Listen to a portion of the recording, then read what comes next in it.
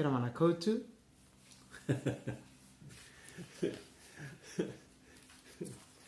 Hola todos.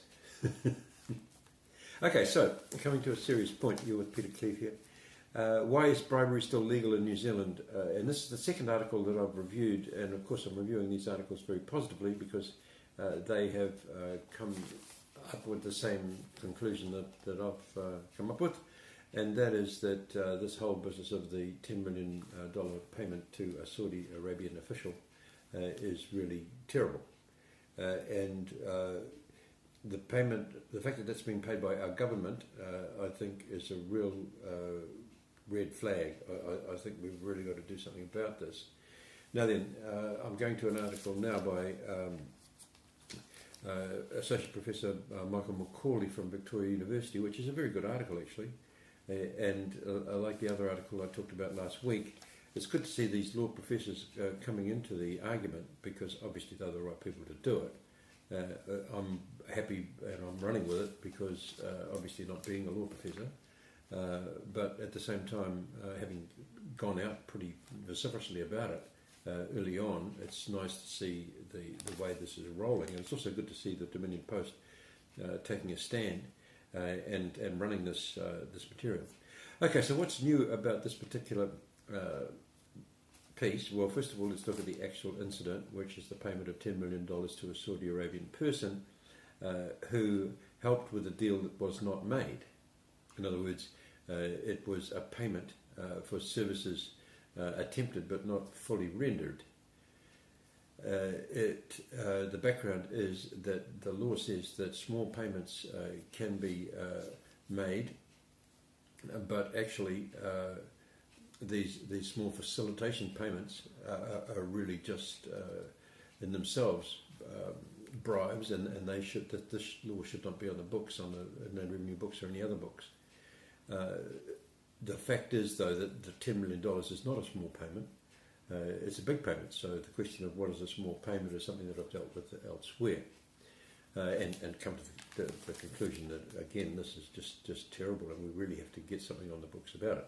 Okay, so the good news about Michael Macaulay's article is that he's talking about something which is on the books, which is the ratification of the United Nations Convention Against Corruption. The United Nations Convention Against Corruption. Well, I mean,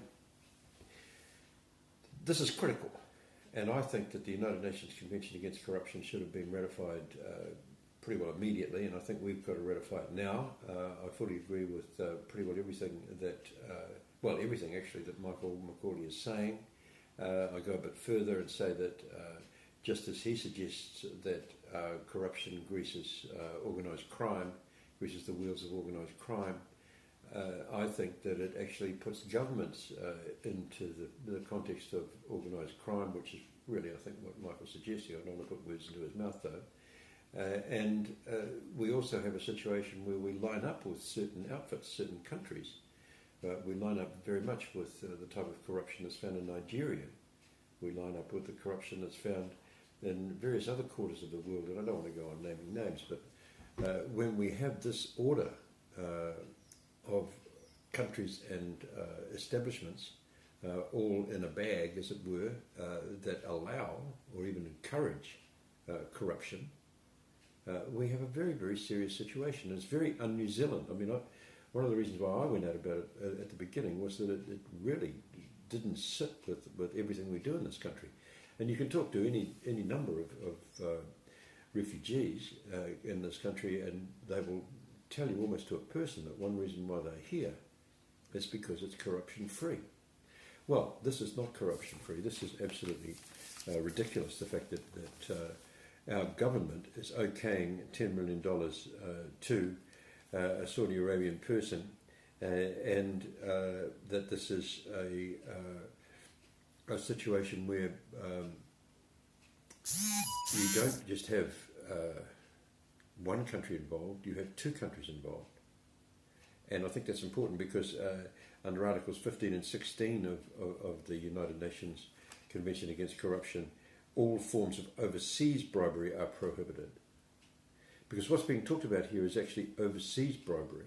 We're not talking about the okaying, to use a word, of corruption in-house, in the country itself. We're talking about the fact that when we go to... The idea behind the New Zealand situation seems to be this, that we're okay here, but when we go overseas, we must be prepared to face corruption when we find it. But what's that? What's that doing? That's just okaying the corruption, again to use the word, the corruption in those countries as we find it, and that's ridiculous.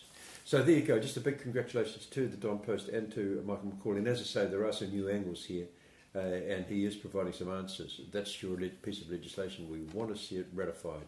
The United Nations Convention Against Corruption. Kia ora, ngā rā koutou katoa.